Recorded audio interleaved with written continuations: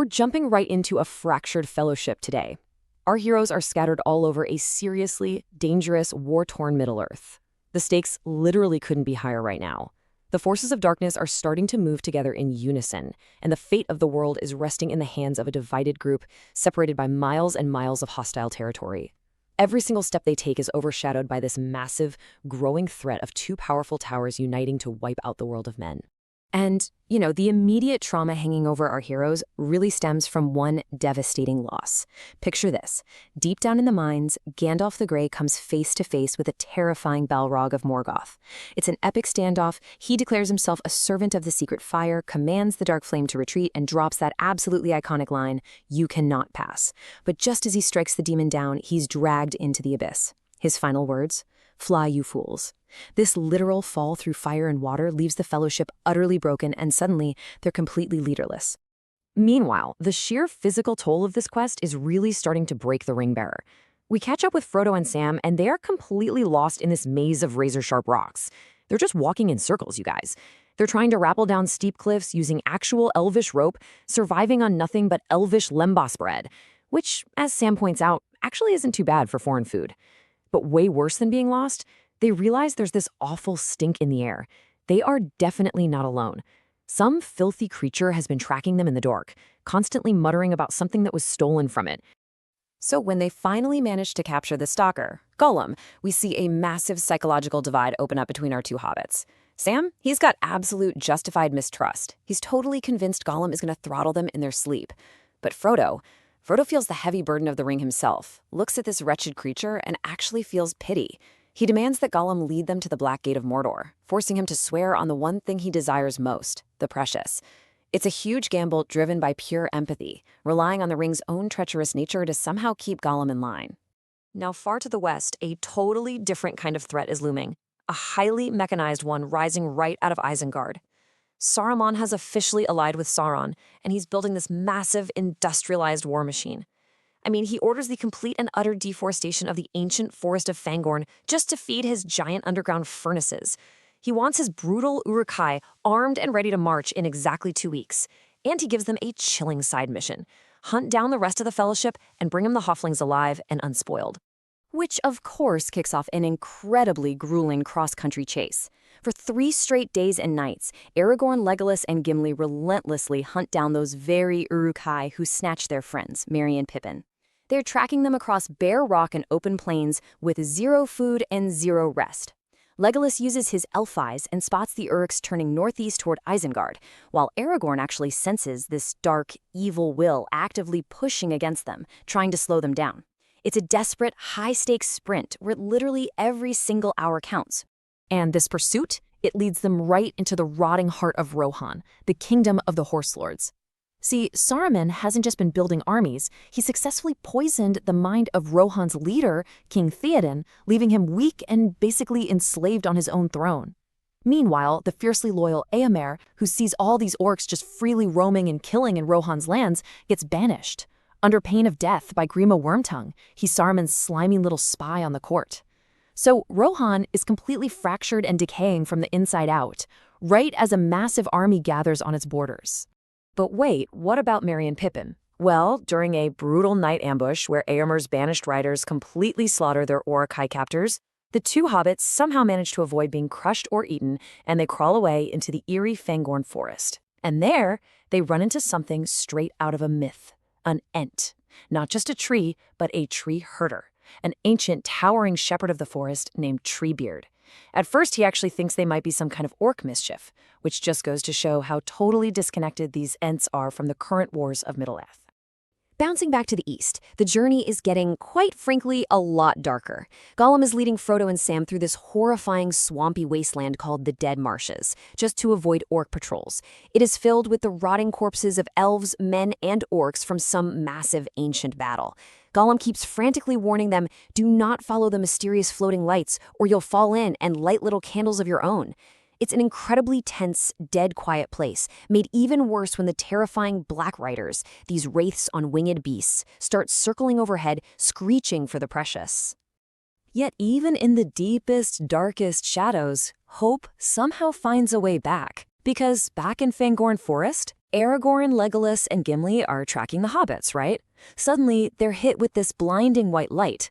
They totally expect it to be Saruman, but instead, they're stunned to see their fallen friend. He looks right at them and says, "I am Gandalf the White, and I come back to you now at the turn of the tide." Honestly, it's a massive shift in momentum.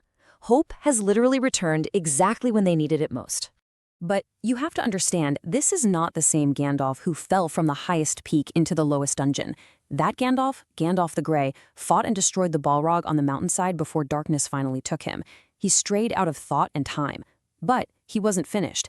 The powers that be sent him back as Gandalf the White. He's significantly more powerful now, maybe a little bit more stern, and he's returned to Middle-earth strictly to see this monumental, world-saving task through to the very end.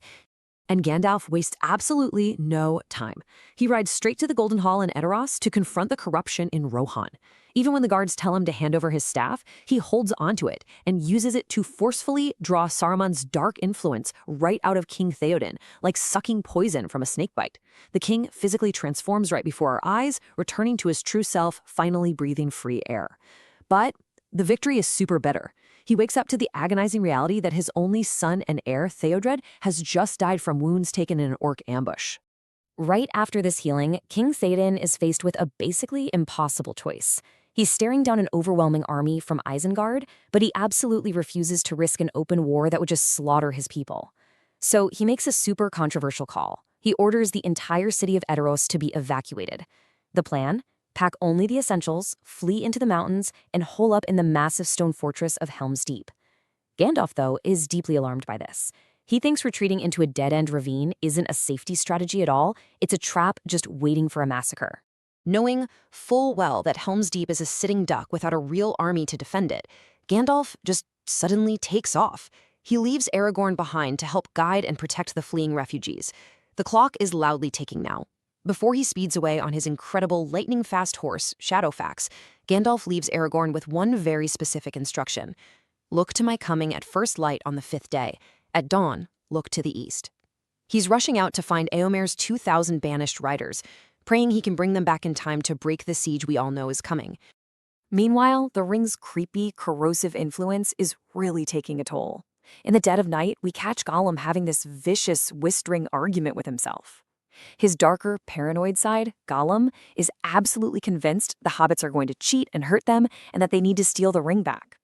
But then there's this tender, almost childlike side, Smeagol, who desperately remembers that Frodo is his friend. And in this incredible flash of willpower, Smeagol actually screams for Gollum to leave and never come back. He temporarily banishes his darker half, happily declaring himself free. Unfortunately, being free from his darker half doesn't exactly make the actual physical journey any easier. The trio finally makes it to the Black Gate of Mordor, only to find an absolutely impenetrable fortress swarming with orcs. No way in. But when the massive iron doors briefly open to let a bunch of arriving soldiers inside, Sam accidentally slips on some rocks. Frodo, feeling this intense, almost magnetic pull from the ring wanting to return to its master, actually starts running blindly toward the open gate. Smeagol desperately drags him back in a sheer panic, crying that they'll be caught and the precious will be taken.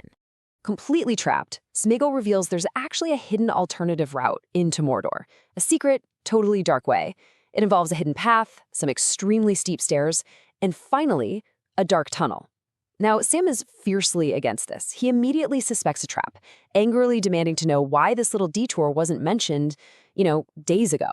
But Frodo realizes that Smeagol has actually kept his word so far, and honestly, charging the Black Gate is 100% suicide. So he makes the fateful, terrifying decision to follow him into the unknown. Across all of Middle-earth, the shadow is gathering incredibly fast. Up in Fangorn, the Ents are waking up to pure anger, finally realizing their ancient forest is shrinking and getting hacked to pieces by Isengard's axes. Over in Rohan, Saruman unleashes these vicious, giant warg riders to ambush the vulnerable, slow-moving refugees fleeing to Helm's Deep. And down south, Frodo and Sam are watching endless columns of wicked men marching right into the Black Gate, called to Mordor because the Dark One is gathering absolutely every army he has for one final world-ending war. The absolute inescapability of this war hits home hard when Frodo and Sam are suddenly caught in a fierce, chaotic ambush. They're just hiding, watching these men march past with massive, towering Oliphants when a band of soldiers fighting against Sauron's forces completely blindsides them and takes them captive. The captain tying their hands doesn't care at all about their pleas of innocence. He just looks at the dead men they just killed, looks at the endless conflict they're all trapped in, and offers this incredibly grim, fatalistic truth. War will make corpses of us all. So here we are, left right on the very precipice of total war. You have to wonder, can the stone walls of Helm's Deep possibly withstand Saruman's industrial machine and an army of thousands bred for a single bloody purpose? And far to the east, as a bound Frodo trusts his actual life to a severely fractured creature, will the secret stairs in that terrifying, dark tunnel be the Fellowship's salvation, or are they walking right into their ultimate doom?